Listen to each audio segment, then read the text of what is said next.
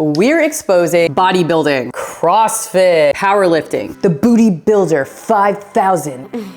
Absolutely not. Marathon training, maybe. Powerlifting, bro, only if you can touch your toes and lift all that weight. So how do you actually choose a training program? How do you know what's going to work with your lifestyle? And how do you know, most importantly, what's going to get you results? So here's the thing, there are so many programs out there, we don't know what to choose, we don't know what's best for us, and they're not always geared towards the right things. They are set up to fail you, and here is why. I'm trying to throw shade or say any of these specific types of programming are bad, because let's be honest, if you're showing up to the gym or the track or whatever it is, you're lapping everyone that's sitting on the couch, right? You're doing a lot better, but we have to be honest with ourselves and understand why people buy into these programs and then quit. What is the science behind that? The number one mistake people make when jumping into a new training program is choosing the wrong training program. So one, you choose a training program that's way too extreme for where you're at. Two, you jump into a program that you don't understand or weigh the pros and cons of it. And three, you're jumping on a trend or trendy booty building, wink wink, type of program that is not sustainable and does not fit your lifestyle or your goals. First up, we're exposing bodybuilding.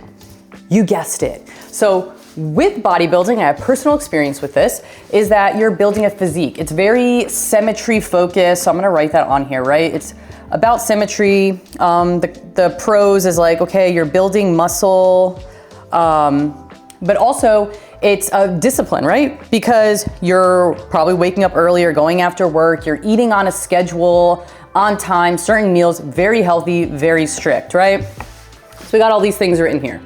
Okay, but let's have a real talk. What are the cons of bodybuilding? So for one, from personal experience, body dysmorphia is at an all-time high. You see your body so shredded, right? And it's not sustainable year round. You have your bulking and you're leaning out, which in itself is another form of a con. When people ask me, are you bulking or shredding? I'm like, neither. I'm just healthy, happy, and being intuitive, but at the same time training very differently.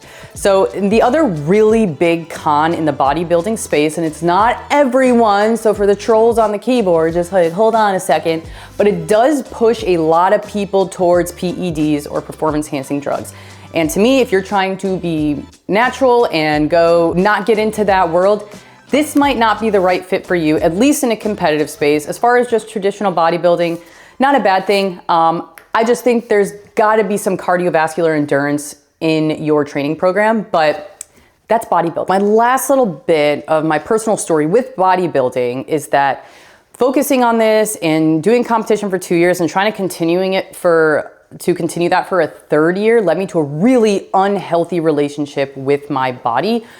People were saying, oh, you look great, this and that. But to me, I was like, I've seen myself so shredded. So that's the body dysmorphia side, but also a really unhealthy relationship with food, right? You're eating sometimes like 7 times a day on the cardio, you know, like a Stairmaster for an hour or 80 minutes at a time. It just became very unhealthy. And to me, again, like we talked on Thursday, locked me into this space of like, this is how you train, this is how you're supposed to eat. And to me, that is just absolutely not cool. I'd rather eat my 3 square whole food meals a day and sprinkle in some healthy snacks. Like there's just so much unhealthy things that came from living that lifestyle for a few years that I had to break from that because I was starting to burn out. Next up, we got CrossFit. So CrossFit is very high intensity and also very community driven. So you're looking at Olympic lifts, gymnastics, and other explosive type movements. So what you can, the pros of this are building your endurance. It is high intensity conditioning, endurance, strength, all these different things. But, just drop my marker, the cons of this or potential cons is high risk of injury, especially if you are sacrificing form for reps or for time. And this is something that, again, I have personal experience with. I did this through college for about 3 of the years. We had an instructor who was extremely into CrossFit. I actually did enjoy it until I started getting tendonitis on the regular in both of my shoulders. Now, is this always the case? No, there's probably ways to cycle out the workouts. Maybe they weren't a very good instructor. There's a lot of things you can say, but there is a high risk of injury. And also the second thing I would like to point out that unlike bodybuilding, it is not aesthetics driven. So you might, if you get really into it, not create a physique that you necessarily want, right? It's not accessory movements. You're doing, again, Olympic lifts, you're doing some gymnastics and a lot of explosive type movements and conditioning. So you might be sacrificing on some of the very specific aesthetic sides if you're looking to kind of create the body that you desire. Next up, we got powerlifting. So powerlifting is entirely strength-based, and they focus on 3 main lifts. That is bench, squat, and deadlift. So the pros of this is obviously strength gains, and also it's awesome for progressive overload. So the cons is that there's absolutely no cardiovascular endurance that is included in powerlifting. So if you're not balancing that out, you are sacrificing your mobility and endurance in the process. So if your goal is raw strength, then powerlifting is an exceptional choice for you. But without cardiovascular endurance, you do risk some injury as well as just a lack of mobility. You might get stiff more often. Risk of injury is very high, especially with the progressive overload and upping your weight all the time, because that's usually what the competitions are for. And lastly, kind of like CrossFit, it's not aesthetic based, it's strength based. So if you're looking to build a body that, your dream body, powerlifting might not be for you. Is it something that you can integrate? Sure. Most of these, if you integrate them in different ways and train very diverse, which we'll get to in a little bit, so make sure you stay tuned to find the most diverse training that you can be doing. But if you're just sticking to one type of training, that is what you're looking at. Next up, we have running with the focus of marathon training. So marathons and strictly running is cardiovascular focused training. So the pros is number 1, mental toughness, okay, then endurance, and it's great for your heart health. The cons are that it's high impact, so overuse injuries can happen, as well as the loss of your muscle mass. So if muscle mass or muscular definition is something that is important to you, this might not be exactly what you want to do. You might not want to train for a marathon if muscle or aesthetics or any of the above that we talked about is important to you.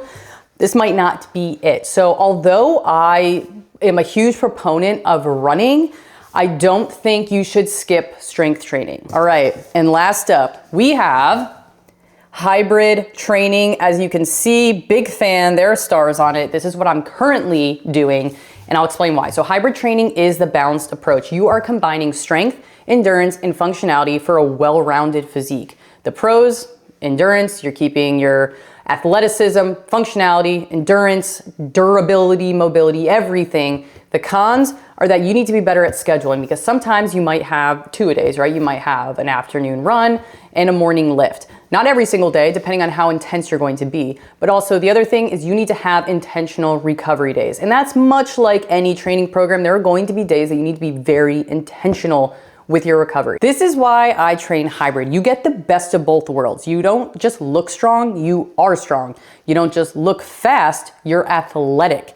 And hybrid in general just combines endurance, strength training, muscle building, and aesthetics in a way that actually makes sense. So if you actually want a plan that builds strength, endurance, and aesthetics without getting stuck in the marketing traps, here's exactly how hybrid training works. The foundation, this is your strength and power. If you want to be strong and build muscle, you need progressive overload. So these come from your compound lifts like deadlift, squats, presses, and these are the base of most, if not all, aesthetic and athletic physiques.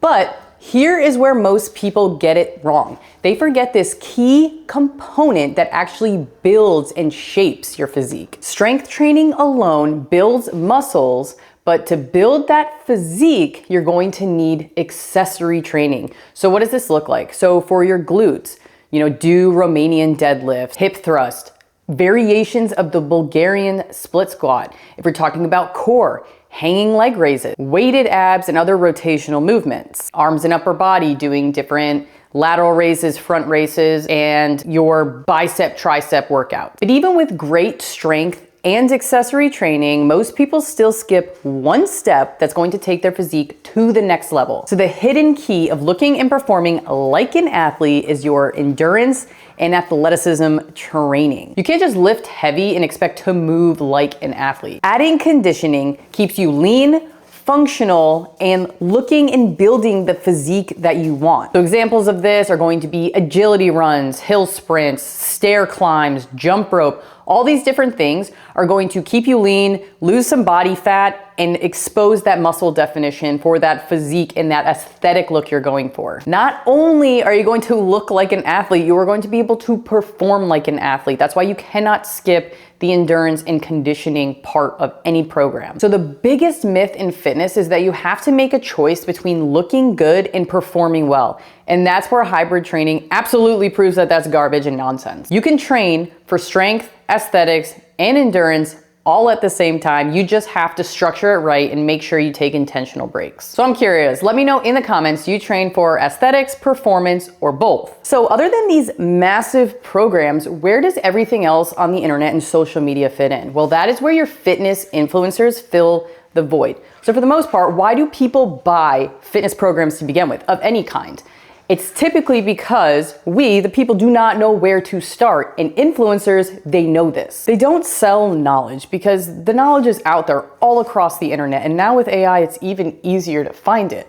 But they're selling you the illusion of a shortcut, and people love shortcuts, whether it's how to lose fat super quick, how to build a big booty. At the end of the day, we buy because we believe they have something or know something that we do not. So how do you choose the program that's right for you? Well, it depends on your goals, and you have to be super real with yourself. What are you trying to do with your fitness programming? So number one that a lot of people look for is fat loss. And this is usually going to involve a lot of steady state cardio and a very calorie restricted diet. What I would, advise is that you also add resistance training or strength training, because you're going to increase your metabolic rate, which is going to lead to more fat loss. So if you are all about those booty gains and muscle growth, traditionally you're going to be looking at hypertrophy specific routines. If you're looking at a more athletic approach, then you're going to also combine compound movements like squats and deadlifts, which will also target and help grow your glutes. If you are all about just general strength gains, then what you're looking at is probably lifting heavy weights with really low repetitions. So again, if you're trying to look for a more functional approach that's usable in a lot of different areas of life, then you're going to want to balance that out with some endurance training. So if your goal is to enhance your overall cardiovascular endurance, traditionally you'll be focusing on long duration cardio sessions.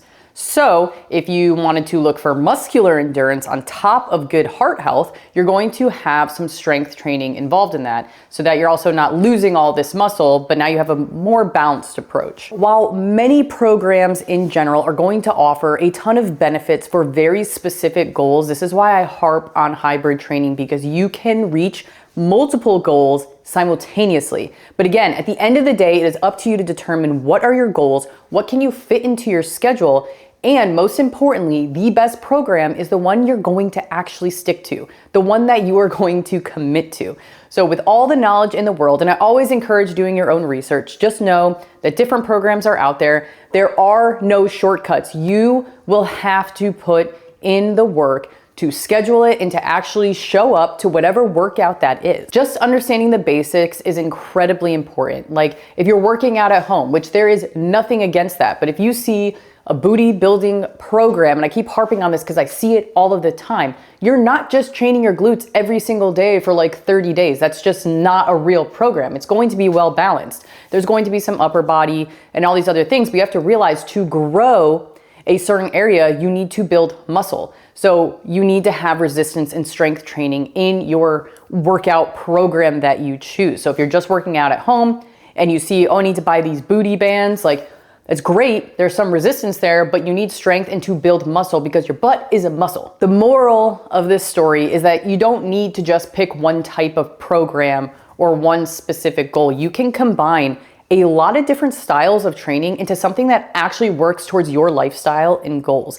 And that is why I will be launching very soon after the Discipline Diaries, a 7-day journey where I will show you exactly what hybrid training is for me. Every single workout, every run, the meals I eat, and so much more. It is going to be awesome. But I want to give that to everyone for free on this platform.